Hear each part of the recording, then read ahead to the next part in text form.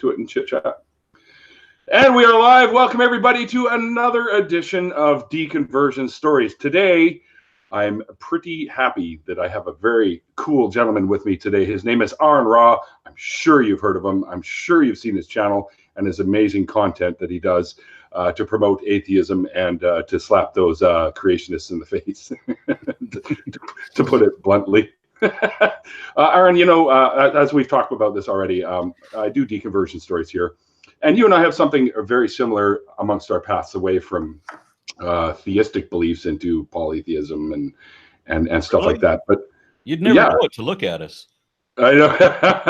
I know. A friend of mine designed a thing. I'll send you a copy later. It says, he goes, "You guys look like you're from like a revival crew from Sons of Anarchy," and I said, "It's more like Sons of Atheism." So he made a little thing for us. I saw that on Twitter. I quite liked it. Yeah, that's pretty awesome, actually. Yeah, I would wear a T-shirt like that. Yeah, me sure, or me too. That's what I meant to say. Me sure. Me sure would. I sound like. Yeah, by the way, I want to share this with your viewers. What I am drinking this eve. Oh, there you go. Hang on. Let me. Here, I'll put you on the. All right. So yeah, it's called. Here we go. Yeah, this is. I can't do the mirror image thing. This is Evil Twin. Even more Jesus. Because you know when you're. Yeah, this is a 1 pint Imperial Stout at, I think, 12.2 ABV. Oh, I feel outclassed. Mine's only like 7-something%, the chocolate porter that I bought for today. But anyway, all right. Let's get into this. So, Aron, let's go back. I guess you were once actually in like Christianity of some kind. So let's talk about that and how you sort of left that for like all the paranormally stuff and you know, the stuff that both of us kind of got into for a while there. Yeah, well, when I grew up, I think I'm a little bit older than you. Actually, you're a year younger than me. Really? I'm 52. I'm 56. You're 56? Oh shit! Then you're 4 years older than me. Yep. My bad. That's all right. I was about to hate you. But anyways, when I was growing up, I lived in and around Los Angeles more often than not. I mean, my parents were flighty and irresponsible and divorced, and so every time I went to go visit my dad, he lived in a different place. I would go visit my mom; she lived in a different place. So that by the time I moved to Texas, I had lived in 9 other states. Wow. Yeah, I moved to Texas when I was in middle school, so I was like 14 years old. And I had lived all over the place. I mean, my dad tended to live in places that were either that didn't have an airport, or you could only get there by an airplane. Right. Yeah, you know, so you were like bush. That must have been weird. Yeah, we actually lived in the Alaskan bush at one point. Wow, cool. Yeah, but anyway, so when I lived in Los Angeles more often than not, in the late 60s and early 70s, there was a lot of pseudoscientific woo floating around. You know, it's like post-hippie crap, right? And so there were science documentaries that were absolute bullshit, that were showing scientific evidence for psychic phenomenon, for telekinesis, for telepathy, for astral projection was huge. Everybody was into transcendental meditation, right? This was the post-Beatles era. So there you go. I mean, everybody believed in this. When we had Star Trek came out, and that was written by Gene Roddenberry, an atheist, right? Mm-hmm. So I mean, everybody that was into Star Trek who was atheist at that time still believed that Spock could do a mind meld, or that Counselor Deanna Troi could, like, you know, read your feelings or whatever, or then we get into Star Wars, and again, suddenly we have Obi-Wan can do telekinesis, and so can Spock, really. I mean, so like all of these people were looking at the sci-fi future as if the human brain had these capabilities that, of course, it never really had. And so I thought that there was scientific evidence for these things. And the one that really did me in was one that was it was a show called In Search Of, that was hosted by Leonard Nimoy. I remember that. And he did this thing where he showed this, and for whatever reason, everything Leonard Nimoy said sounded logical. So, so they're doing this one episode where they're talking about Kirlian photography. And if you're not familiar with what that is, you take a leaf and you put it between these two photoelectric plates. And the photoelectric plates read an electrostatic charge rather than taking a typical image like on film. So what you get is a resolution that shows this leaf, and you can see the leaf, and it's made out of tiny phosphorescent blue sparks, and you can see the veins in the leaf and all the little details, and it's quite lovely, but it's all made out of static electricity, essentially, or photoelectricity, whatever they call it. So the fascinating thing, and this part is true, up to this point, that really is the thing, that really is what it does. The fake part, which of course, they didn't tell me as a 12-year-old boy watching what I think is a science documentary, that the part that they faked, that they didn't say that they faked, was what they took the leaf and they cut the leaf in half, and you take a photo of the leaf, you put the leaf down between these plates, and at first you get the half of the leaf that you would expect to see, but on an overexposure, you get the whole leaf. And that proved life force. And by the way, those little tiny phosphorescent blue sparks, those little bits of energy in the ghost part of the leaf, that inspired the concept of midichlorians. Really? From Star Wars. So yeah, so I thought there was scientific evidence for life force, and I had a problem believing that only that people, when they die, that we have a soul that goes to heaven, but our dog doesn't. Yeah, right. And I know that there's some base level philosophers in theology that try to wrestle with that. You know, well, what if Mitzi doesn't go to heaven? Then then why do I go? And I remember thinking that if this life force applies to plants, as it obviously did in this experiment, then wouldn't everything that is alive have a bioenergy to it? That wouldn't we all be part of this life force? And so I concocted this thing where, just as clay is only malleable when it's wet, you know, you can only move it and distort it and everything when it is wet. But then when it dries out, when the moisture evaporates and goes back up to the hydrosphere, well, then it becomes ashes to ashes, dust to dust, right? Right. And you become one, and the moisture becomes one with the hydrosphere. This is the same thing that I imagine was happening with life force. I thought that living things, of course, who knew, you know, in our teen years in the 1970s about anything about, you know, biochemistry. So I thought that life was animated by, you know, the material plane, because we all played Dungeons and Dragons back then. So we have the material plane and the astral plane have fused together, and their merger is life. And that's kind of how I thought things worked. And I believed in reincarnation, though not the way other people did. I thought that if this glass, say I have a glass of myself, well, I better do it with this one. Okay, because this one's empty. This cup of water represents my life, and I pour it out into the ocean. Now I'm dead. I pour it back out into the ocean. I can scoop it up immediately, and I'll get some of me, along with a whole lot of other stuff too. So, I mean, I will get the past life of tsetse flies and slime mold and bacteria and all kinds of other crap in there, right? Which is why we all have a fuzzy memory of what our past life is. Because remember, I was primed to believe every ridiculous thing that was ever on Star Trek or Ghostbusters or any of that. It was just the nature of our culture at the time. But as I wanted to understand how these things worked, I didn't believe on faith. So I want to improve my understanding of these things. That means I need to isolate what's true from what isn't. Of course. And that process whittled away all my belief in everything paranormal or psychic or supernatural. I mean, you know, there was a time that I thought that parapsychology was legitimate. Yeah, me too. I believed in Bigfoot and Loch Ness Monster and the theory of Atlantis and just everything required to be a Ghostbuster. You know, when Janine goes through that list, do you believe in all this ridiculous? I believe in all that. When I was a teenager, I believed in all that shit, and I was proud to have been that gullible. The ironic thing was that I didn't adopt a belief based on faith until after I left Christianity. And a lot of people are going to say that whatever I believe wasn't fucking Christianity anyway.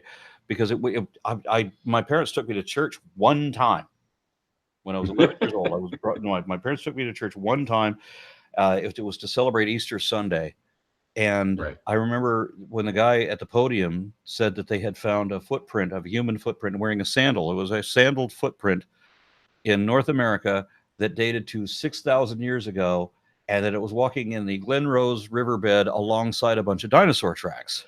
So I remember thinking as an 11-year-old kid that meant that, so that they have pre-Columbian natives walking around in sandals. Well, they wouldn't have worn sandals. They would have worn moccasins, and moccasins don't make very clear tracks, tracks you would recognize. So I realized there's problems with this. So maybe there's like there's like a herd of iguanodons. They're like the last surviving dinosaur species or whatever before, because there was another extinction event, just 10 or 15,000 years ago. There was a whole bunch of other stuff that was wiped out in this country. So I'm thinking maybe that's what that is. But then the guy said something really ridiculous. He said, proving that those were Adam's footprints. Oh, of course. And I realized that there's just no way in hell that finding a human footprint in a sandal, period, wherever the fuck you found it, was going to prove that who owned the shoe. That just wasn't possible. And so I remember saying, Grandma, he's lying. And I was immediately punched in the stomach, because you don't ever question the guy behind the podium, or at the podium behind the lectern. Your grandma punched you in the stomach? Yeah. Usually grandmas bring like candy bars and shit. Unless you start dissing their religion, and then shit gets ugly. Yeah, I guess. Yeah, so I mean, once upon a time, I mean, I had a problem getting a job in the early 1980s because I refused to cut my fucking hair. So I walked into a record store one time. Yeah, I bet you do. So I walked into a record store one time, and the guy said they weren't going to hire me because they only hire professionals. And he had a problem with my hair. What does that mean? Well, apparently in 1982, I was a little confused at that. I'm like, will you look at the cover of every album you've got for sale right now? And you're going to tell me that all these guys are amateurs? Right? What the hell does professional mean? So what do I need? Flock of seagulls hair here? Yeah, well, this was right across the hallway in this mall, because this was a big old shopping mall, and I noticed that there was a wig shop just on the other side of the hall. So I walked out and I bought a wig, a short hair Ken doll wig. No way! I can't picture you in this thing. I tucked up all my hair with the pins and everything, and put this fucking wig on. And I walked back into the store. I was hired on the spot. Bravo. Yeah, and then as soon as they realized it was a wig, they unhired me. Again, because they're only hiring professionals. Professionals, yes. Yeah. Well, funny thing about that was I ended up getting a job at a pizza place, and I had to use the same wig to get this job. And my first day there, this woman starts giving me this power trip thing. She says, "We're going to have an orientation tomorrow at 2:00. Will you be available for that?" Now, this is the first I'm hearing about it, right? Nobody ever told me about any orientation. So she's asking if my schedule is available tomorrow at 2:00. And I said, well, I have a doctor's appointment at 2:00. Can we make it 30 minutes before or 30 minutes after? And she said, look, when we hired you, we expected you would be available whenever we need you. If your social life is more important than you having a job here, you just let me know. Now, what kind of a social life? What kind of a social life can you have if it only occurs at 2:00 in the afternoon, but you're completely available at 1:30 or 2:30? That's got to be a rockin' party I'm going to for that 10 minutes before I have to go to fucking orientation, right? So I wasn't going to put up with that kind of attitude. So I pulled my wig off, shook my hair out, and walked out the door. And what was great about that was there was this trans waitress, right, who was upset that because of his hidden genitalia that he had to dress like a guy when he really didn't want to. He wanted to be female. And I remember it was so funny when I pulled that wig off and my hair, long hair fell. It was a lot thicker back then, more like yours. And this kid goes, "Oh, why didn't I think of that?"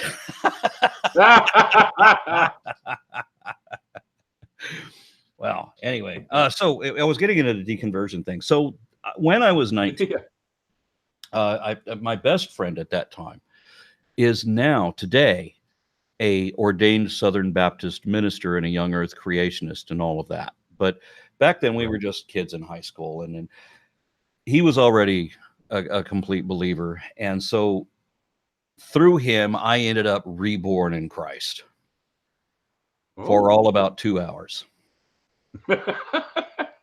So I remember wandering around feeling like I'm in a euphoric stupor. I'm almost dizzy with the power of Jesus and all this until I recalled a bit of skepticism. And I asked my friend, how do I know that this is really the power of Jesus, that this isn't just, me confusing myself or some other influence? And he grabbed me by both shoulders and said, just keep telling yourself it's Jesus until you believe it. That's good advice right there. Yeah, and that guy, the last time I saw him, which was 2004, I went to his office where he was teaching. He was running a Christian school, and I went to go visit this guy, and he still was teaching the fake it till you make it thing. Wow. Where using that slogan, lie to yourself until you believe it. But when he told me that at 19, as soon as I heard it, I realized that is inherently, fundamentally dishonest. Why would I lie to myself to convince myself of something that isn't evidently true? Why would I do that? So that was my last instant as a Christian. I deconverted before the echo had faded. And I didn't know what to believe anymore. I mean, I always had a problem with the God character. God never made any damn sense to me. And the heaven and hell made so little sense that hell was actually the first thing I rejected. I was like, I don't know, 13 when I realized that hell can't be real. If there's a God, God contradicts hell. So there's no possibility that both of these, and I remember being really upset with God over the fact that the Bible is written as his word. And so when you read the Bible, you realize this is not the word of an infinite loving wisdom. This is not the word of a superior being. This is these are the contradictory claims of a whole lot of inferior beings.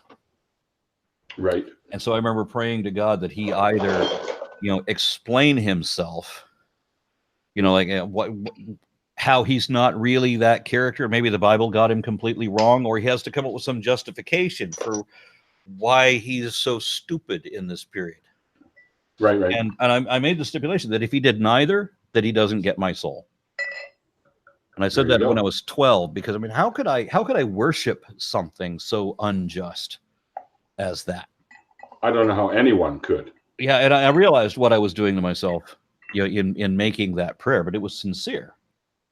Unfortunately, that prayer has been answered in that for the rest of my life after that, I've seen constant evidence that at least your beer is the right color. I have seen constant evidence that the Bible is just man-made mythology, and that's why it's wrong about everything. Yeah, but I went absolutely. From that. I went from it's Christianity. Just as mythological as all the rest. Sorry. I went from Christianity into a neo-pagan thing because I still believed that there was a spiritual life force, because I still thought I had scientific evidence for that kind of shit. So I started investigating in transcendental meditation and all of these other psychic adept kind of things. And what I discovered there is, that they tell you that you can see an aura if you train yourself to see just beyond what your eyes can see, which is make shit up. They're just telling you to make it up, right? Yeah. And so I realized that I could get people to see or hear or sense whatever they already believed in, as long as I set the ambiance to encourage that. Right. That depending on what they believed, whether it would matter, whether it was candles or whether it's like a campfire light, whether it's drums or sitar music, whatever it is, the appropriate ambiance will set those people off. And just a few key words, and they will hear things that never happened. Yeah, suddenly you're a guru to them. Exactly. And then at some painfully embarrassing moment, I realized that I was actually duping people, that I was just taking advantage of the belief they already had, and I was just kind of creating a positive feedback loop so that they would experience these things. And the moment I realized that I was doing that to other people, I reversed it and realized I was doing it to myself. Yeah, I had that sort of little epiphany as well in my pursuit of that knowledge. Okay. Well, now we can look at it as a sincere experiment that failed. Yes, exactly. Good word. So I don't know your story. My story. Well, I was born into, well, I was born to Christian people. My birth mother and birth father were both, well, one was more of some vein of regular Christianity, and the other one was from a staunch Catholic family. I was conceived in the back of a 57 Chevy, by the way, I might add, which I'm pretty proud of. Well, I would be too. 57 Chevy's a pretty cool car. Matter of fact, Oh, hell yeah. Baptist minister that told me to just keep telling yourself it's Jesus, that was his car. Nice. Yeah, so I rode around in a 57 Chevy back and forth to high school with this guy, and I remember everybody looking at us everywhere we went. I suddenly realized what it was like to be the hot chick. Because when you're in this prime condition 57 Chevy under boulevard lights, I mean, everybody is watching you go by. Oh, hell yeah. They're beautiful vehicles. White ball tires and all of it. Yeah. Bel Air, two-door Bel Air hardtop. So I was conceived, but of course, my father, whom I now know and love dearly, and we go fishing and stuff all the time.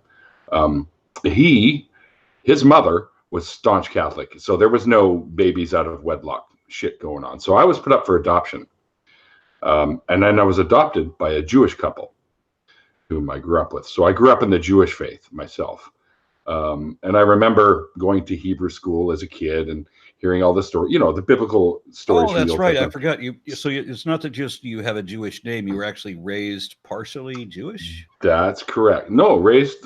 They were attempting to raise us as Jews. Okay. Myself and my sister. Sorry, my phone's going a little apeshit there. So you were studying. Help me out here. You were raised both Jewish and Catholic? No, because I didn't know anything about my biological family up until 2000. Oh, I completely skipped that. You had a biological family, and then you had a family that raised you. Okay, that was an important detail that somehow when you said it, it didn't even click with me, and I apologize. You got to get lower percent beer. Yeah, I don't know. Just actually, all the beer that you let me try while we were down there. By the way, when I was down there, Aron's like the greatest fucking bartender ever. I turn around and there's like, here, have another beer. It's awesome. But anyway, so I was raised in the Jewish faith, born to the Christian denominations, but raised in the Jewish faith. So I didn't really know much about Christianity, other than my best friend who lived down the road from me, where I could go spend Christmas at night. And his folks were hilarious. There was always a present under the tree from Santa for me, the good Jewish kid from down the road, right? So, and going through the Hebrew school, that's what we called like studying the old texts and stuff. I heard all the stories, like the Samson and Delilah, the Jericho story, the Iron Chariot stuff, and I remember thinking, even as a kid, even though I was a believer, so to speak, I still remember thinking that this stuff just sounds like I've heard this shit before in other forms, like Greek mythology, we'll say. All these, just silly stories, but whatever. I ate it up, and I had to study for my bar mitzvah when I turned 13, which was a hilarious event in and of itself, because I was going through puberty at the time, obviously at 13, and my voice was cracking. So trying to read or sing my Haftorah, what they call it, the portion of the Torah that I had to learn, my voice kept cracking, and the entire place was just on the floor laughing, which turned into more of a comedic event than anything else. So, but it was around that time when I started thinking, okay, this shit can't be real, and my belief in God or Yahweh or whatever the hell we called him, Adonai, I don't know. Would it be fair to take YHWH and pronounce it Yehovah? Yeah, you could pronounce it in any way you want when there's no vowels involved, really. Well, it really struck me that it was supposed to be that his name was supposed to be pronounceable by your breath. And yes. Yeah. Oh, wow. It just seems to make sense that's. Anyway, go ahead. Yeah. I agree with you. But so I got out of that stuff, and I remember being in my late teens, and then I started dating these girls that were self-professed Wiccans. So I got into the whole Wiccan thing and the paranormal stuff. I bought my first video camera, which I still have here. in to go and videotape ghosts and stuff like that, because I wanted to be one of those guys, right? Yeah. And I remember taking my camera with me every time we went camping, just in case there was a UFO encounter or Bigfoot showed up for some reason. So yeah, I was right into all that stuff, and eventually, I think it was probably my late 30s, early 40s when I finally just sort of said, you know what, this is kind of nonsense. But I still held on to some of the stuff for a while, trying to read about it. I actually have a book that says the science of magic or something like that.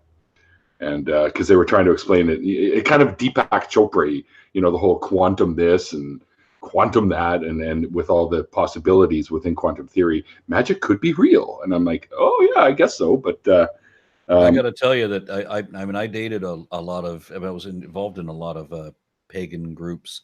I never went to witches' circle, but I was involved in a lot of, peripherally in a lot of that. And I remember the first thing that confused me was that saying, cold as a witch's titty. I knew from personal experience that one didn't make any sense. No. But everybody that I knew that was into the neo-pagan thing back then, everyone that I still know now, or that when I run into them, I mean, they're straight up rationalists now, regardless whatever woo they used to embrace when they were kids, in their 40s and 50s. Nope, not a word of it. Done. Yeah. Well, eventually, I mean, through researching this stuff, eventually you just kind of research your way out of it, because there's just really no evidence for it. And you realize that all the evidence that they have that supports it, I say that loosely, it falls apart when you put it to test, right? So why bother staying involved with something that has no merit, in my opinion? And it's the same for religion for me. I mean, none of it panned out. And then when I got into the wooey stuff and the paranormal stuff, none of that panned out. I would try and communicate with my dead relatives to no avail every single time. Give me a sign, like tell me, I had a friend, this is probably in my mid 30s, a friend of mine, we said, okay, let's make a pact right here. When we die, we're going to come back and give each other a sign. And I'm still waiting for that sign from when he passed away just a little while back. So, and I have no way knowing. He says, oh, don't worry, you'll know it's me if you see it. So that has yet to happen. But let's not specify what that'll be. Yeah, right. It's like I expect to hear like a guitar solo, Tim, when you come to bug me in the middle of the night, and I still have you. I had a girlfriend visit me out of body one night, and this really impressed the fuck out of me, because I put a test up. I wasn't at my house. I went to go spend the night at a friend's house, and we rearranged the furniture in his room so that, I mean, there were two beds parallel to each other, and we turned one of them perpendicular to the other one, right? And we took one of the mattresses off the main bed and put it on the other bed. So now there's one bed that's three mattresses, the 2 box springs and a mattress, and then there was another one's just a mattress, right? And so we did all that, and then I talked to her the next day, and she said yes, she came to visit me, and she described my friend's reel-to-reel tape player. And I can't remember the description she gave for that, but we were able to tell because the two big eye things that she was talking about, the two big circles connected to each other. Like, that was pretty specific, right? She knew that the beds were in the wrong position. She knew I was in the wrong place. She knew that there was somebody else in the room. She knew that the beds were at different levels. She described all that shit. I'm impressed. And my friend didn't know her, or he didn't have her phone number or anything. There would have been no way he would have been able to report anything to her. He had no opportunity to do that if that was in his inclination to begin with, which it wasn't. Right. So when she passed this test with flying fucking colors, and I was amazed. So I thought all this is absolutely legitimate. Right. I have felt for myself the vibrations when you get ready to do it, when you get ready to leave the body, you get to this meditative state where suddenly you have these hot vibrations that go all the way through. Like, that's amazing when you feel that happen. I mean, that's real. I'm feeling this, and it's incredible. But I just never got to where I could actually get out of my body and look at my body. You know what I'm saying? I mean, so that there was. I would get, but I was so close to this threshold, and I felt the vibrations and everything. I was absolutely convinced all this is real. Mhm. And I'm hugely embarrassed about it now because I remember having a list of paranormal experiences, Mhm. all more impressive than any Christian that I ever knew. And I came to this, yeah, I did. And I came to this painful realization that none of that really happened. Yes, I had to too because I had similar experiences. My song "Immortal Realm" talks all about those experiences because I thought I actually did leave my body. So, Yeah. Yeah. And so I thought that I had a couple of experiences that were shared with other people. And so I thought that if I ever find these people again, the girl that came and visited me out of body, for example, right. and this other person, we had a number of shared experiences that I thought, okay, there's no way that they're going to remember. We had this memory in common. Mhm. And so through the magic of the internet, you eventually find people that you went to school with or whatever. The internet provides these kind of connections. But when I found them, I thought that I was going to have a painful conversation and that they were still going to believe these things that I didn't believe anymore, even though we shared this.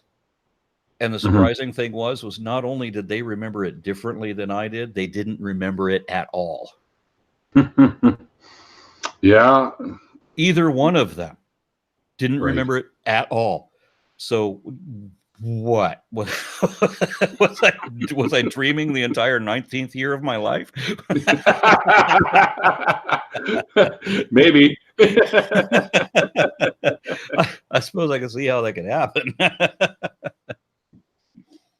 Well, apparently I have somebody asked a question here. My friend Randolph, the guy that not apparently he claims this is the guy I was telling you about that drove you around when you were here. A question from scientist Mel: which level are you in the Mario game on your phone? I don't have a Mario game on my phone. I don't know I about don't even you. know what a Mario game is.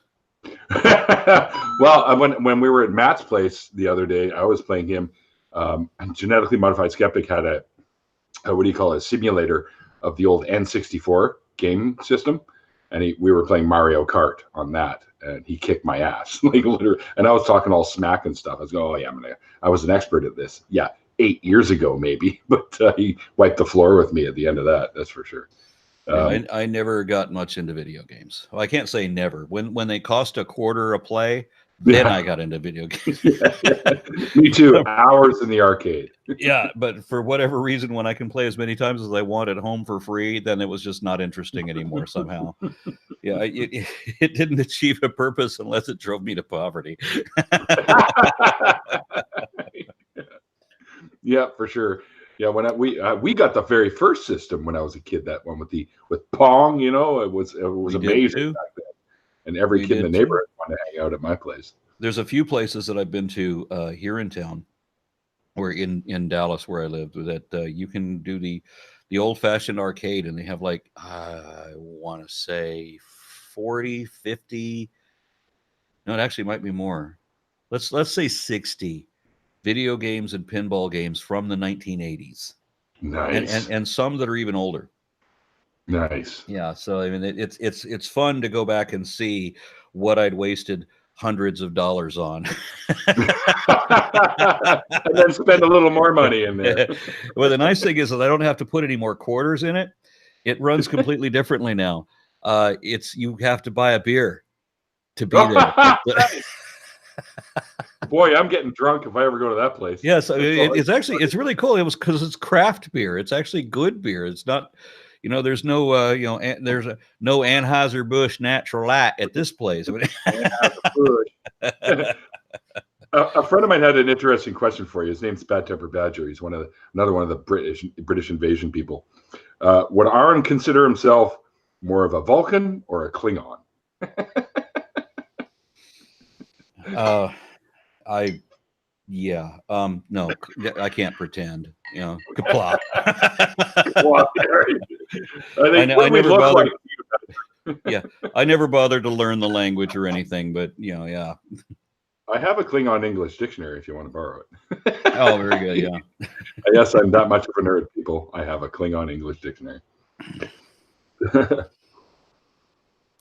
All right, so when you finally came out of all the wooey beliefs and stuff like that, Did you end up in any other sort of pseudoscientific stuff? Like, were you ever a crystal guy or anything like that? Dude, I slept under a pyramid. I did too one time just to see. I was hitchhiking when I was young and cute. I was hitchhiking through Tucson. And I remember some drug dealer picked me up, gave me a ride, and took me back to his place where I got to meet his old lady and everything. And they had this huge pyramid that was built over their bed. And they were all into the crystals and everything. And once upon a time, I had a double tourmaline quartz crystal Thor's hammerhead. Nice. So I had a Mjolnir made out of double tourmaline crystal, and it was hand wrapped silver. So that I had all handmade. And then all of this was attached to a handful of crystals that were on leather lattice work with a pentacle. It had other crystals hanging off of it. And I had all this shit on me at once when I drove through Oklahoma for the first time. And I remember seeing a billboard on the side of the freeway in Oklahoma said, "Thou shalt not suffer a witch to live." And I thought, I'm in the wrong fucking state with all this crystal shit on me. Run! I'll say one of my fondest memories. Brace yourself, people. This is one of my fondest memories from being involved in the Wiccan thing was the sexual, creating a cone of sexual energy during the sort of the mating rituals, I guess is what we'll call it. But and I was always game for that at that age, for sure. Like trying to raise that sexual energy going, I just wanted to rebel against the prudishness that I was raised with. I mean, I would be sent away for summers to stay with my grandparents who watched the Lawrence Welk show. Have you ever seen Lawrence Welk? Of course. Yeah, just imagine it's a whole bunch of white kids in prom dresses and stuff, and they're all singing basically church songs, and it's all so safe. And it's also prudish. I mean, oh my God, she's showing her ankles. I mean, I tell you, when I was a kid, I mean, people still thought that Frank Sinatra and Dean Martin were the Rat Pack, right? These are your scary guys, really? So I mean, I couldn't stand the fucking music. It was so goddamn lame. And so when I discovered Ozzy Osbourne, I was in fucking heaven. Mm-hmm. Me too. Well, fuck. Sabbath to me is the greatest band of all time. Well, Sabbath was my favorite band when I was 12. And I don't mean that I stopped liking Sabbath. I went through a period where I liked the Beatles. Yeah. And then I went back to Sabbath. And then I discovered Motorhead. Another friend of mine has a quick question for you. Is No Sacred Cows is his name. It's a good friend of mine, Chris. He lives here in BC with me, and he wants to know when you're coming. Haven't I? I'm not sure. No Sacred Cows is awfully familiar. Well, it's one of Seth Anders' books. Oh, that's right. That's right. Okay, my apologies. So he wants to know if you're coming back to VC, and I can tell you that he's already wants to. Yeah, I want to. I just don't have it on my schedule right now. I have to cancel more trips than I actually get to take. I mean, people invite me to things, and then for whatever reason, it doesn't go through. I was supposed to go speak at the Global Atheist Convention in last February, and that was going to be for an audience of 5,000. But through mismanagement, they ended up canceling that whole event. I was supposed to go to South America twice. In the last year, at some point in 2018 or so, I was supposed to go to South America. I was supposed to go to Russia. I've been invited to 2 different atheist conferences in Moscow. Cool. Both of them canceled. And I could kind of predict that it was going to be canceled. At least, certainly, when I was invited to the second one, I'm like, yeah, right. I'll say that I'm available. But what do you think caused that? Like the cancellations? What do you think was the driving force behind that? Well, it's hard to put on an event. It's hard to get all the money to balance out the right way. Right. But the frustrating thing is that I was invited to a whole bunch of things. Hong Kong. I was invited to Hong Kong, and then I get an email back, some weeks later saying that they couldn't raise the funds or they couldn't balance the budget or whatever. To tell you a frustrating one, I was offered one a couple months back. This guy says that he wants me to come speak in New Delhi, India. And he was going to pay thousands for me to come speak there. And I'm like, absolutely. Let me buy my own plane tickets and we'll work this out. And he said, well, I wanted to coordinate it with the World Atheist Conference in Vijayawada, India. Mm-hmm. And I've been to that once before. They actually have an atheist center in Vijayawada, India, and I wanted to go to that again. I actually wanted to talk my wife into staying there for a month or two, because we're talking about doing this thing where you stay in a different country for, 2 or 3 months at a time, and just we talked about that a little bit. Yeah, once the last fledgling has flown the coop, then we're out of the nest. Then we can go do that, because it's cheaper to live like that. I mean, this is what Holy Kool-Aid was doing. When I first encountered Holy Kool-Aid, he was bouncing around all these different third world countries where it's a lot cheaper for him to live than it is in the United States. Mm-hmm. So we thought we'll just do that for a bit. And but anyway, this guy offered me to come to New Delhi and speak there, and he was going to coordinate it with the World Atheist Conference in Vijayawada, which meant that he's going to fund me to go to London and then Dubai and then Delhi on my way in. So I've already got 2 other gigs that I can work before I get there. And then he said, well, but in January, I won't be there then. I'll be in China. But it would be so wonderful if you would come speak in my school in China. I'm like, well, if I have to go all the way to the opposite side of the world, be 12 time zones away, I can either turn around and come back to the way I came, or I can just continue that way. It's just, what difference does it make at that point? And so hop through China, and then, of course, Hong Kong, Vietnam, Tokyo, and home.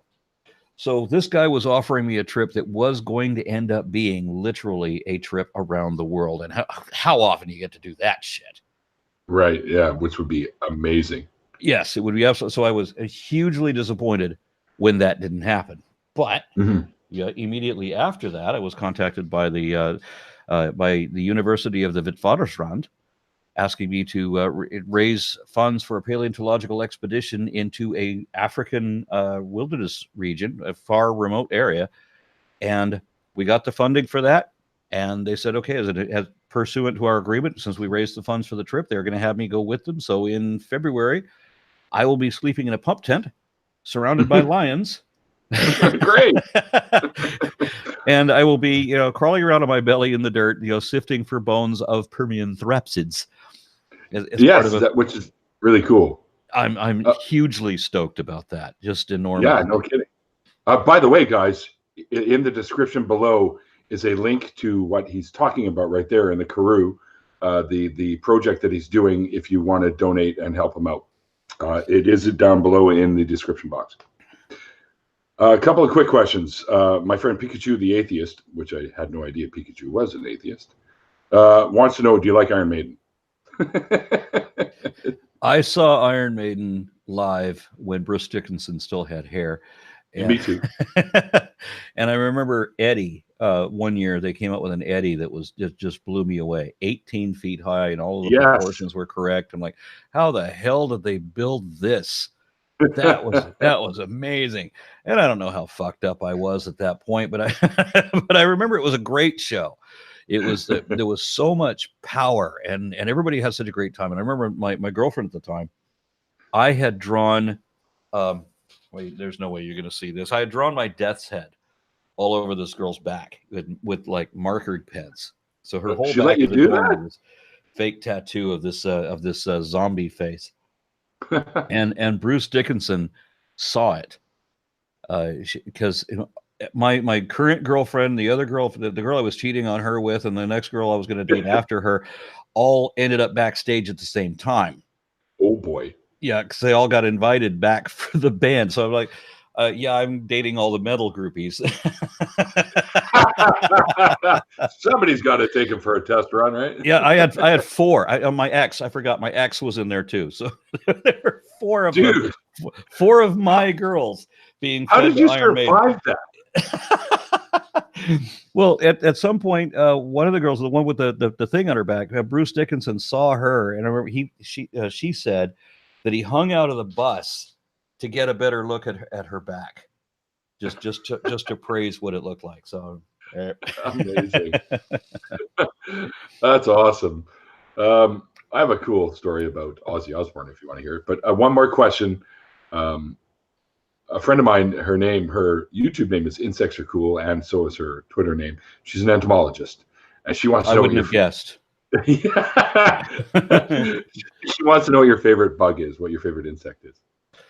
By the way, I've seen her her name insects are cool. I've seen her on Twitter. Mhm. What is my favorite insect? There's a praying mantis that I quite like. And I used to play with praying mantises when I was a little kid, but I mean, the bigger, the better. Did you know that they're a derivative of a cockroach? Yes. Yes. Yeah, that's kind of impressive when you realize that. You know, it just takes like a couple of tiny tweaks to turn a cockroach into this noble thing. I call them the cockroach warriors because they're out there doing all their, mantis-y kung fu crap. Yeah, bugs. yeah. And mantis also have a true neck, which a lot of insects don't have. Mm-hmm. You know, so there's a lot interesting about them.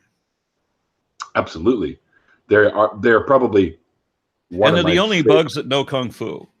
That's right. Isn't it amazing how everyone is suddenly a kung fu expert when there's a bee or a wasp flying around them? Holy shit! What the hell? Someone else wants to know what or my friend Reese wants to know what your favorite Greek or god or goddess might be. Greek? Yes, if you even have one. Yeah, that's a toss up. I know, because there's like hundreds of them. So, I mean, there's Helios, which I think is amusing when you look at the John Dubarry. I can't remember what his first name is, but it's Dubarry, and he did a series of calendars, medieval calendars, and they all depict Jesus in Helios's chariot, he's carrying the sun in his hand. Yeah. Being pulled across the sky by horses. And I just think it's so laughable that the early Christian just took the Greek mythology and just put a new name on it. Yep.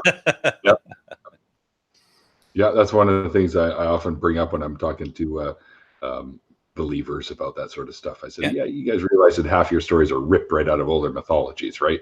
so I knew a lot of pagans, as I brought up before, and I was in the company of the high priest of Forge Coven, which was in San Antonio around about 1988, late 1988, I think it was.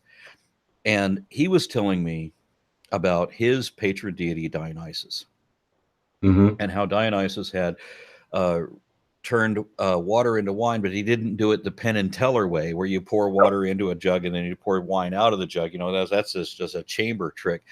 Yep. But the way Dionysus did it was he made the springs of the earth fountain forward wine. And so now that's a much better trick. That's what I always say. So you think Jesus' trick was good? You should see what Dionysus did. Yeah, and Dionysus did it first. Yes. There's no argument that Dionysus did it first. So, and I later read an awful lot about when you read, and I'm not doing a comparative religion thing. I'm not doing a counter apologetics thing. I'm just reading the works that they give you in college for literature. You know, I'm reading what Dionysus is saying about himself when he calls himself the vine and the fruit of the vine and all that. And I'm finding an awful lot of parallels between Dionysus and Jesus, right up to the fact that he got killed and resurrected and became Dionysus too. Right? 2.0. So when this guy's telling me this, I thought, now why would God create his son to be an obvious sequel of an already popular idea that was made up by people? Right? God didn't make up the Dionysus story. That's a human idea. So why would God make Jesus to be a sequel of a human idea? Sounds counterproductive. And that caused me to think that either Dionysus really could turn water into wine just like Jesus could, or Jesus couldn't really do it either. And that was a long time before I realized that, you know what, Dionysus didn't really exist, and probably neither did Jesus. Likely. At least the biblical version didn't exist, you know. Yeah, I think that Jesus was is a composite of more than one actual person.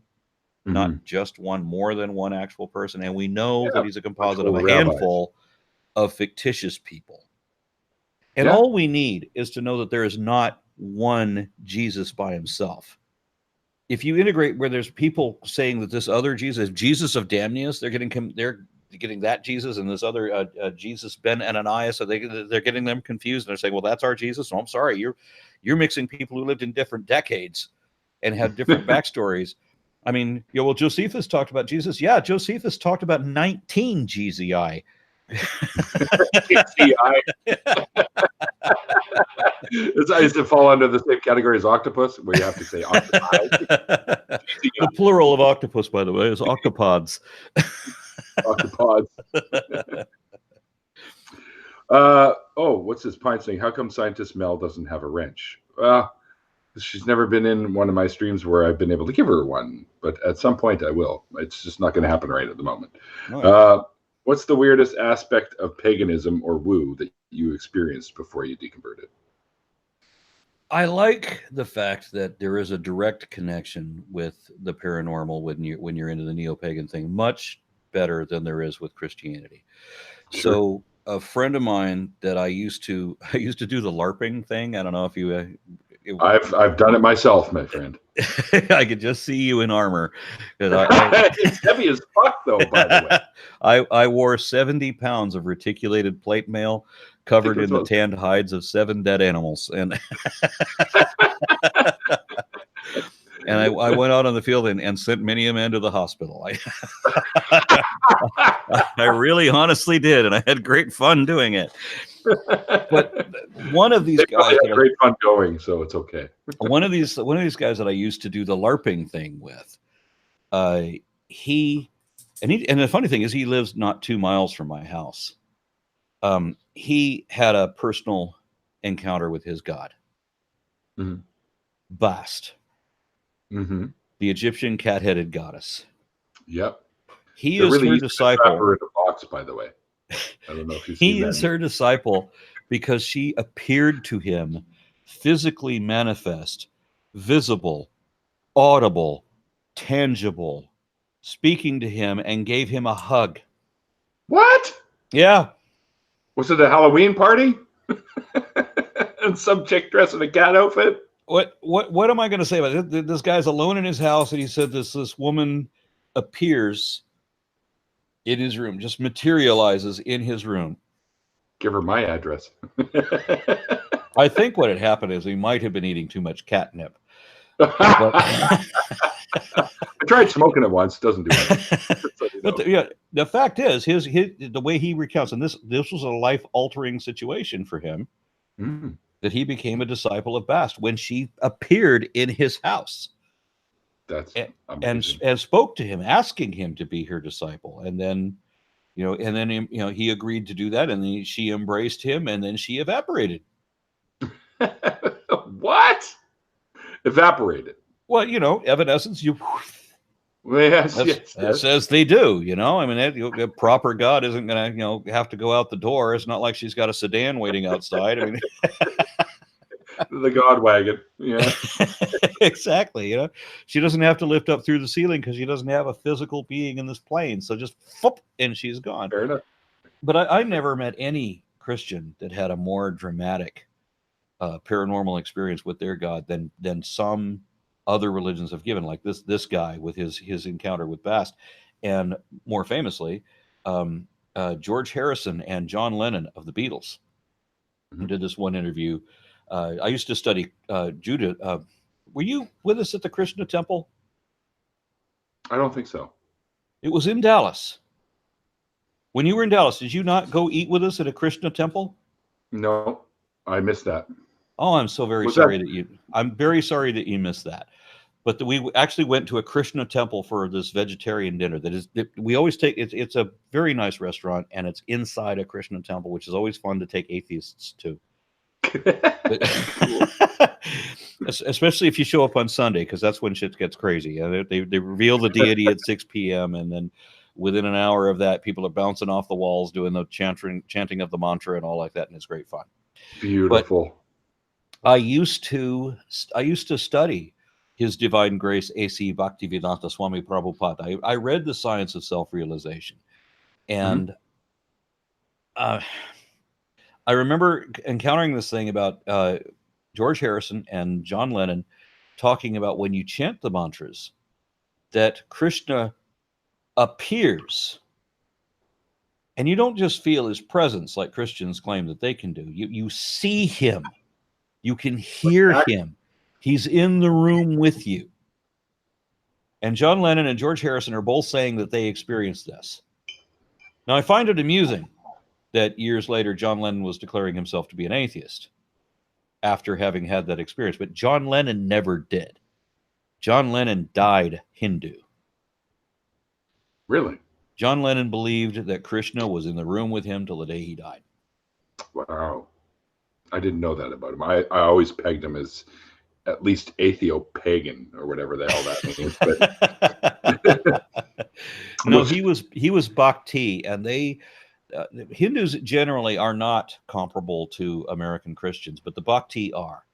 I got into a discussion with H. Krishna Susarla, which I haven't talked to in at least a decade, but he said that the Hare Krishna, the Bhakti, are very much like American fundamentalists, that they believe that the Bhagavad Gita is the absolute word of God and the incontrovertible truth. Mm-hmm. Matter of fact, I quoted one of these people that I used to argue with Hindus on Usenet back around Y2K, because they were every bit as adamant as your Christians were. Sure. And I remember this one guy saying that that the absolute truth will not change. Your theories may come and go, but what Krishna said 5,000 years ago will not change. And that's quoted by book, because I had to quote that, because wouldn't it be funny to take a Krishna and put him against a Krishna and Christian? And what's funny is they're both their gods are the same fucking God, really. Yeah, if you think about it. It's a name. The Krishna name means the same thing as Christ. Yes. How much more parallel can you? Krishna enabled the blind to see. Mm-hmm. Just like Jesus. Yeah, well, Krishna actually has a lot more stories than Jesus had. That's true. Got a fuck ton of stories, and American Christians have no idea. I don't know what they do when they think about Hinduism, but Hinduism, being the oldest religion in continuous practice, is the biggest, the most voluminous, the most detailed, and there are so many stories. And that is if you divide the Vaishnavites and Shivites and Brahmin and the Bhakti, and you divide all the little subsets of Hinduism, and then in each individual subset is more voluminous than Christianity is. And Islam doesn't even compare. Islam is like the cartoon before the epic movie. I love that analogy. So Krishna has this wealth of stories that are attributed to him, and many of them are incredible feats of heroism, and it would be funny to watch Christians study Krishna and just go through the library of legends that are written about this guy. And they would object to several of them, I'm sure, because there was there's that one story where Krishna, as a young man, falls out of a tree accidentally into a river where there are a whole bunch of 14-year-old girls bathing, and he manages to charm all of them. See, that would have been awesome when I was a teenager if that happened to me. Yeah, it's funny how Christians in the United States, they've got no concept of other religions at all, and Hinduism is one that they would just immediately just reject outright. As I don't know what they think it's paganism or something. They have no idea. To them, it would be. Yeah, they've no. It just as like the Quran is a pamphlet compared to the Bible. So is the Bible a pamphlet compared to the Mahabharata and the Vedic scriptures and everything. The Hindu religion is not a book. It's a library. Yeah, literally. Actually, the guy that I was going to donate a kidney to save his life, he's of Hindu background, and some of the stuff that he has is his place. I'm just like, whoa, just fascinated by it. Yeah, unfortunately, they said I couldn't ultimately, but he got one anyways on his birthday of all days, which is perfect. Well, it's the thought that counts. Yeah. Thoughts and prayers. No. Hang on now. No. Not thoughts and prayers, people. Something I picked up at the wrong one. Something I picked up at the Faithless Forum. Thoughts and action, people. Thoughts and action. Oh, very good. Very good. All right. Anyway, so another I've question. been talking with people behind the Faithless Forum, not necessarily the leading people, but I donated some video that I recorded to that, and I've been talking a little bit about how we're going to do this event next year. I have nothing to do with the arrangement. I'm just making suggestions, but so far, the suggestions I've made have been warmly received. Mhm. It seems to be what I would suggest, and what I think is probably going to happen is, rather than do one long continuous string of talks from 9 in the morning until 10 o'clock at night, 2 days.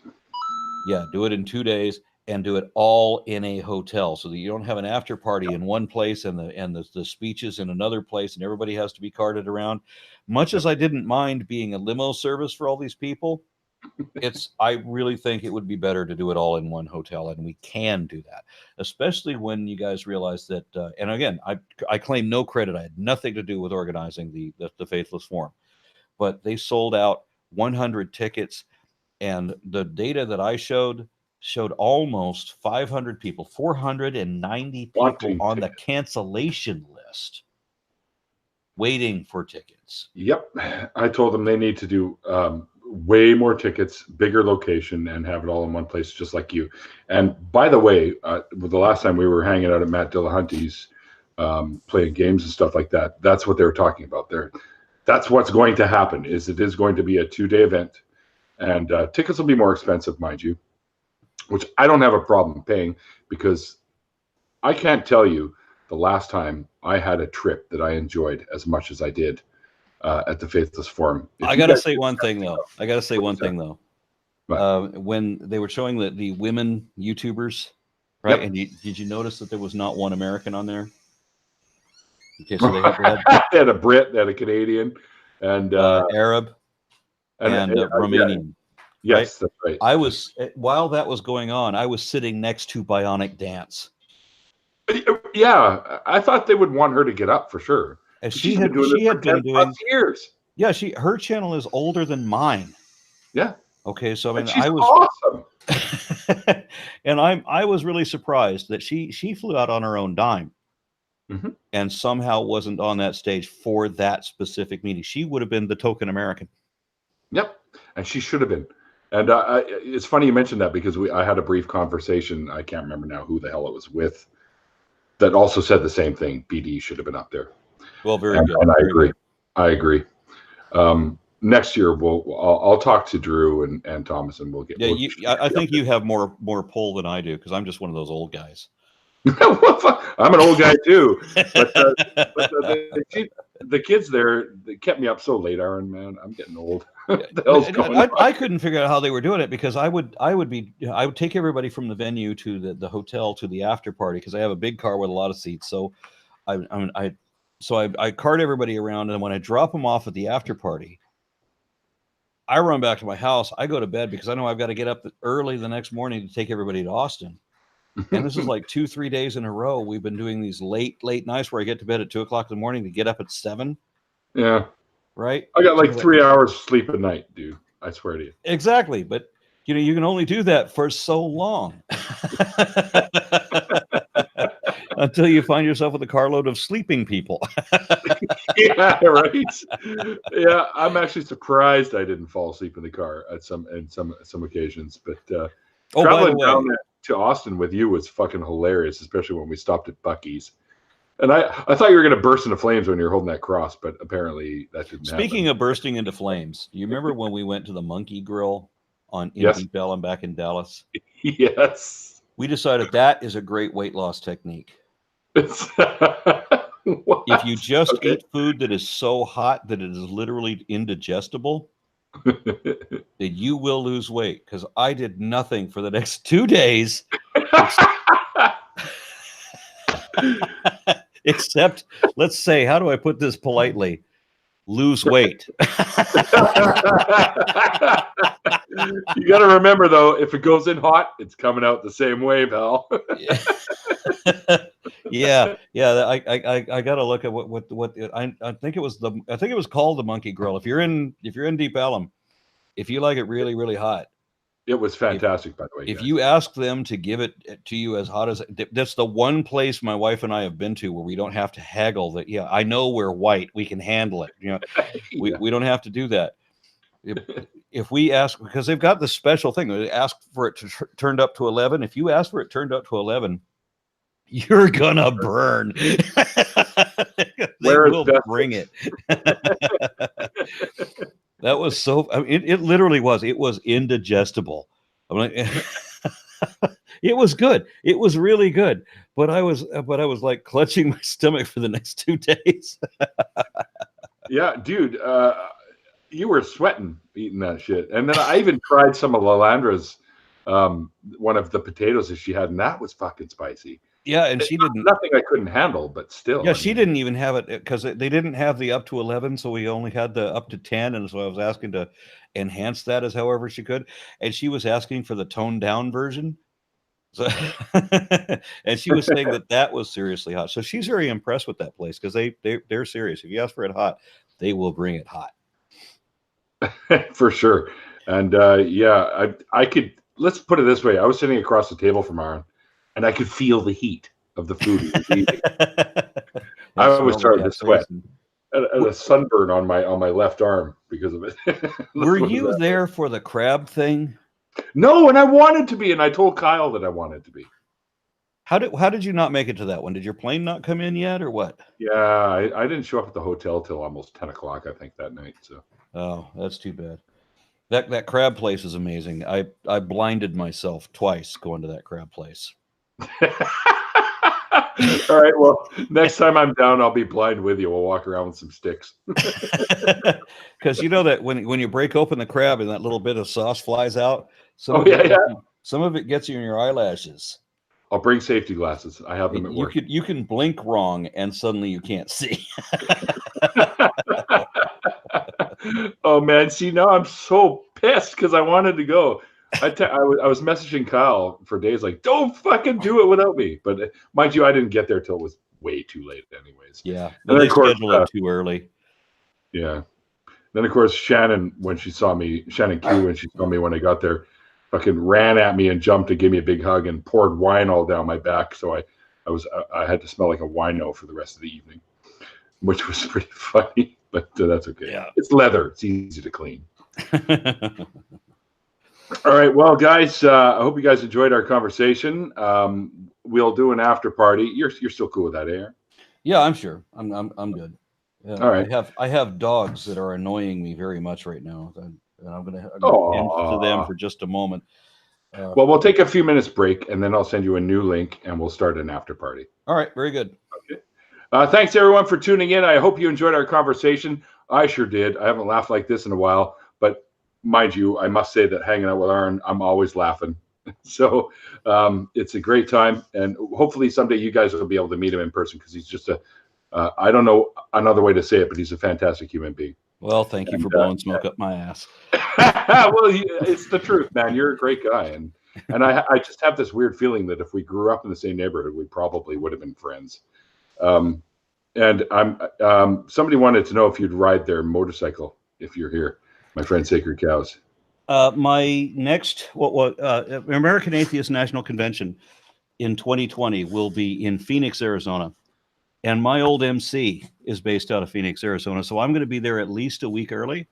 And I am taking my bike. There you go. So I can ride with my bros once again. And how you know them is because they all have a similar tattoo of the warg in their left shoulder. And then they have their unique death's head. Cool. I like it. Man, I wish I could get more tattoos. But unfortunately, being a dedicated blood donor, I can't. I just can't anymore. Responsibility. I know. Yeah. Damn growing up and adulting and shit. Anyway. All right, guys. Thanks for tuning in. I hope you guys enjoyed it. Aron, amazing having you on. Great to talk with you again.